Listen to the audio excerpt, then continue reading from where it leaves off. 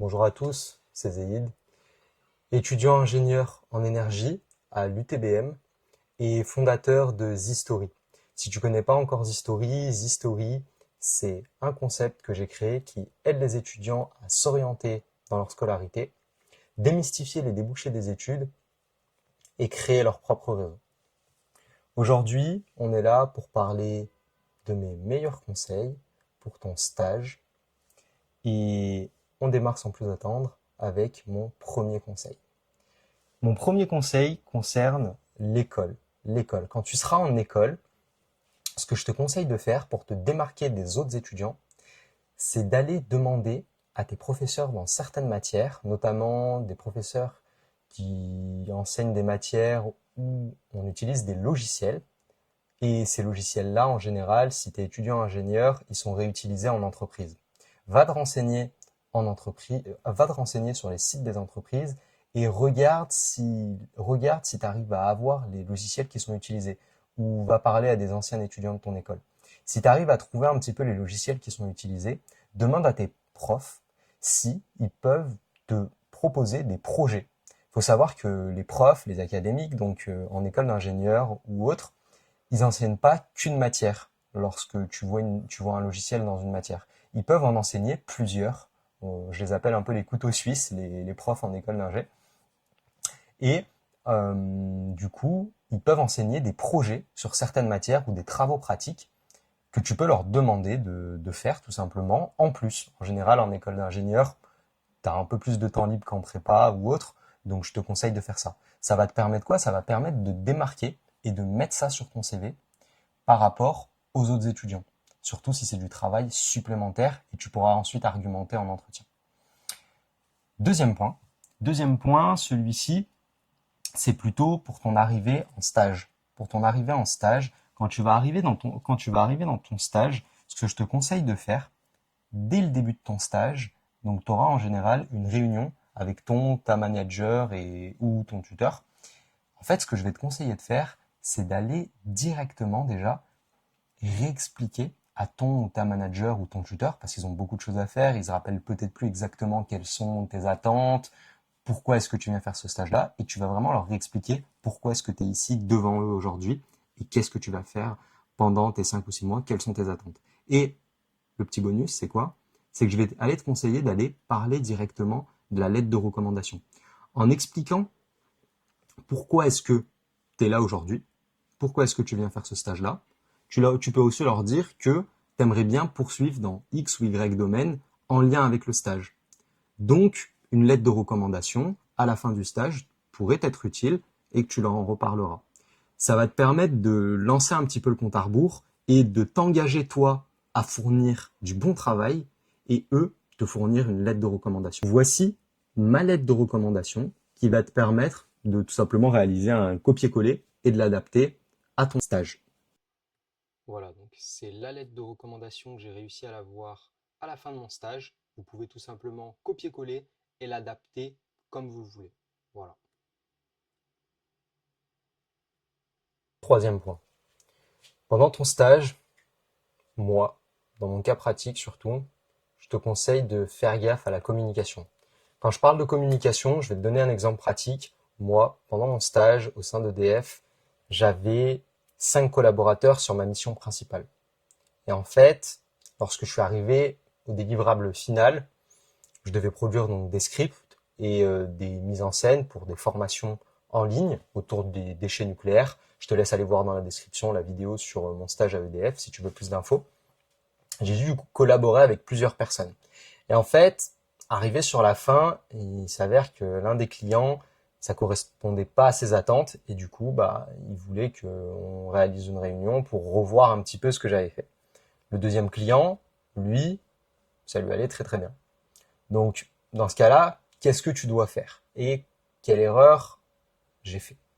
Donc, en fait, ce qui se passe, c'est que déjà, ce que je vais te conseiller de faire, c'est de réaliser un groupe Teams ou un groupe sur une plateforme pour pouvoir communiquer avec justement ces personnes dans un endroit centralisé où tu vas mettre les documents que tu produis, etc., etc. Quand tu as un stagiaire, forcément, dans une entreprise, tu passes un petit peu en dernière priorité. Donc c'est le jeu, il faut que tu te démarques et c'est à toi de faire bien ton boulot si tu veux plus tard que ça ait une plus-value. Maintenant, une fois que tu as créé un groupe Teams, ce que je te conseille et qui est primordial de faire, c'est de taguer chaque personne qui est concernée à chaque fois que tu postes un document. Et tu vas expliquer pourquoi cette personne est concernée et qu'est-ce qu'elle doit en faire de ce document. Tu dois vraiment guider les personnes pour réaliser ce que tu veux qu'elles fassent et ce que tu as besoin qu'elles fassent. Quatrième point, pendant ton stage, pour gagner des points et mieux, j'ai envie de dire, t'intégrer dans l'entreprise pour plus tard, si tu veux postuler pour un CDI, je te conseille d'aller faire visiter ton entreprise. Pour faire visiter dans ton entreprise, bien sûr, il y a plusieurs contraintes. D'abord, il y a de la logistique. Il faut savoir faire de la logistique. Donc, si tu sais pas faire de logistique, c'est le bon moyen d'apprendre. Si tu as, par exemple, pas fait d'association dans ton école, moi c'était mon cas, j'avais pas fait d'asso, donc j'en ai profité pour apprendre un petit peu comment on faisait de la logistique. Donc, quand je dis logistique, c'est tout simplement faire les invitations, organiser un peu qui fait quoi, etc., etc. Moi, en plus, dans mon cas, j'avais fait la visite d'entreprise avec mon tuteur de stage. J'ai eu de la chance, c'était un ambassadeur du groupe. Donc, on pouvait répondre aux questions des étudiants et j'ai invité environ une dizaine d'étudiants d'école d'ingénieurs. Maintenant, qu'est-ce que ça va te permettre aussi d'apprendre? C'est que ça va te permettre d'apprendre à vulgariser ce que tu fais. Cette remarque, elle m'a été faite non seulement par mon tuteur de stage, mais aussi, tout simplement, moi-même, je m'en suis rendu compte. Il faut bien comprendre qu'un ingénieur, c'est quelqu'un qui sait bien faire son travail, mais qui sait aussi très bien le communiquer. Et le communiquer à n'importe quel type de personne. Là, les étudiants, voilà quoi, quand tu sors de prépa, t'as pas des grandes connaissances du milieu industriel, à moins d'avoir fait des stages dans des domaines un peu atypiques. Mais voilà. Donc apprendre à vulgariser et à savoir du coup faire comprendre ce que tu sais faire. Et j'ajoute quelque chose de très important, je m'en suis rendu compte qu'après, c'est que faire visiter ton entreprise, ça va montrer aux yeux des gens de ton entreprise qui savent pas ce que tu fais, parce que personne ne sait exactement ce que tout le monde fait dans une entreprise, que tu sais ce que tu es en train de faire et que tu sais le faire dans la technique. Quand tu fais une visite d'entreprise, il y a forcément des questions. Pas forcément que par rapport au stage, parce que les étudiants sont très intéressés par les stages, et c'est d'ailleurs pour ça qu'ils viennent aux visites d'entreprise dans la majeure partie du temps. Mais lorsqu'il y a des questions techniques, tu dois savoir y répondre. Donc ça montre aux gens que tu sais ce que tu fais et que tu es fort dans la technique. À ton manager aussi, etc., etc. Voilà du coup pourquoi je te conseille de faire ça. En cinquième point, ce que j'aimerais aborder, c'est les missions que tu peux faire pendant ton stage. Pendant un stage, il faut surtout pas que tu te limites à ce qui t'est demandé de faire. Bien sûr, si c'est déjà très compliqué, limite-toi à ça. Il faut bien privilégier la qualité. Sur ce point-là, je serais d'accord avec toi. Mais si tu arrives à terminer ce que tu as déjà fait et que tu sais que tu veux poursuivre dans cette entreprise, ce que je te conseille de faire, c'est d'aller faire des missions au sein de l'équipe. Donc comment tu vas faire? Tu vas tout simplement pouvoir aller voir ton manager ou ton tuteur et tu vas lui demander si il a d'autres missions à te confier pour que tu puisses aider l'équipe. Moi, dans mon cas concret, j'ai fait 2 missions supplémentaires et ces missions, c'était des missions genre hyper fastidieuses que personne ne veut faire. C'est des missions sur la communication. Communication en entreprise, c'est hyper important et c'est hyper revalorisant. Parce que justement, comme j'ai dit avant, c'est très fastidieux, personne ne veut le faire et on galère à faire ça. Et c'est la majeure partie du temps, c'est le cas dans les entreprises, je pense. Et moi, du coup, ce que j'ai fait, c'est que j'ai réalisé du coup 2 docs. Un premier document, c'était une vidéo qui vulgarisait un terme technique, la charge calorifique, si tu connais, sinon je te laisse te renseigner. Et le deuxième document que j'ai réalisé, c'est tout simplement une sorte de calendrier avec les activités de l'entreprise de manière originale. Ça va te permettre aussi de montrer un bon point par rapport à toi aux autres personnes qui sont dans l'entreprise.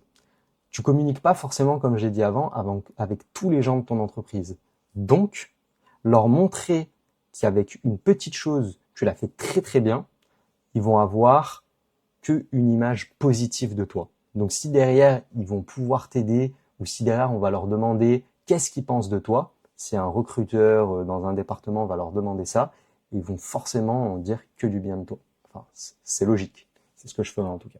Pour enchaîner sur les départements et tes poursuites, on va enchaîner sur le 6e point avec ce que tu peux faire pour augmenter tes chances d'intégrer un département et obtenir ton CDI après ton stage.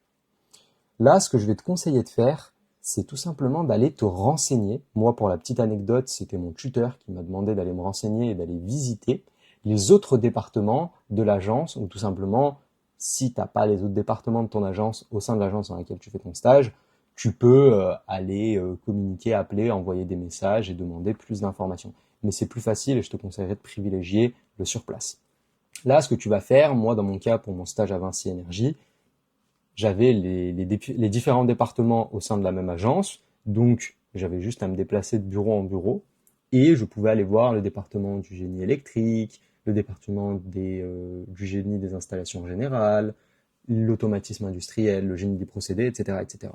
Et si tu sais dans quel département tu veux postuler plus tard pour X ou Y raison, ce que je te conseille de faire, c'est d'aller voir les autres départements. Allez, admettons que tu veux postuler dans le département du génie électrique. Tu vas voir le département de l'automatisme industriel et tu leur dis comment est-ce qu'ils collaborent pendant leur projet avec le département du génie électrique. En quoi c'est des experts, en quoi ils vous aident, sur quel domaine ils se démarquent. Et là, tu vas pouvoir récupérer des informations techniques que tu vas noter et ensuite, tu vas pouvoir aller voir le manager de ce département-là qui t'intéresse, donc le génie électrique, et insister sur ces points-là, car c'est pour ces points-là que tu es intéressé de postuler dans l'entreprise. Je te montre dans la pratique, concrètement, le message que j'utilisais avant d'aller voir les managers ou pour organiser un entretien afin d'avoir plus de chances d'obtenir cet entretien. Voilà donc le message que j'ai utilisé une fois que j'ai réussi à récolter des informations sur le département concerné. Donc le titre des messages, prise de contact pour entretien exploratoire, le titre hyper important. J'ai envoyé le message à 16h08. J'ai donc utilisé la tournure de phrase suivante que je vous laisse réutiliser et le message suivant que je vous laisse aussi copier-coller. J'ai eu une réponse à 16h23 directement avec le lien vers les offres et à 18h09 le même jour, j'ai pu avoir un entretien avec la personne concernée. Donc c'est pour vous prouver que ça peut être efficace si vous savez bien utiliser la technique. Ok, maintenant je sais que c'est pas possible pour tout le monde de faire ce que je viens de vous dire de faire. Tout simplement parce que des fois, bah voilà, les autres départements sont pas dans votre entreprise, vous avez du mal à communiquer ou vous êtes trop timide. Ce que je vais vous conseiller de faire, c'est d'utiliser le message que je vais vous présenter maintenant, qui va vous permettre, en utilisant vos anciens rapports de stage et les missions que vous avez faites, d'envoyer tout simplement par mail ou par Teams aux personnes de vos entreprises qui sont dans les départements dans lesquels vous voulez postuler, d'avoir des chances d'obtenir un entretien. Et vous pouvez, en plus de ça, utiliser les personnes qui sont dans votre entreprise, qui connaissent ces personnes-là, afin de les contacter de leur part. Allez, on se retrouve dessus. Voilà donc le message que vous pouvez utiliser. Donc dans le titre du message, j'ai utilisé prise de contact de la part de monsieur X pour contacter du coup monsieur Y qui est dans le département qui vous intéresse. Vous pouvez changer ce titre et ce titre est hyper important. Pour moi, c'est 90% de votre message étant donné que c'est ce que va voir arriver en objet la personne pour lire votre message et elle n'a pas que ça à faire.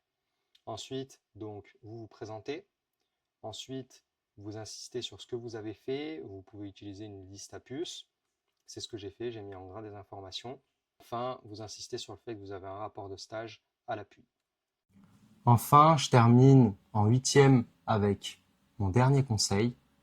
C'est le message que tu vas mettre sur ton compte si jamais tu n'as pas pu trouver de poste au sein de l'entreprise et que tu as postulé au sein de l'entreprise afin d'anticiper les réponses des gens si tu pars de l'entreprise parce que tu as terminé son stage. On se retrouve sur le PC avec le message que tu pourras copier, coller comme tu veux. Voilà donc le message que vous pouvez copier-coller dans le cas où vous partez de votre stage et que vous n'avez toujours pas trouvé d'offre. Donc on a une version en anglais, en français et en française avec votre numéro de téléphone, votre adresse mail, votre tuteur. Et donc ça vous évitera bien sûr, votre tuteur reçoit des messages pendant qu'il est en vacances, étant donné qu'on finit souvent nos stages en été, vous m'avez compris, en stage de fin d'études, tout simplement parce que ça va vous montrer que vous savez anticiper les choses et que vous êtes professionnel. Voilà. Donc si vous êtes arrivé jusqu'à la fin, je vous remercie. N'hésitez pas à partager cette vidéo et à la liker, ça me ferait extrêmement plaisir.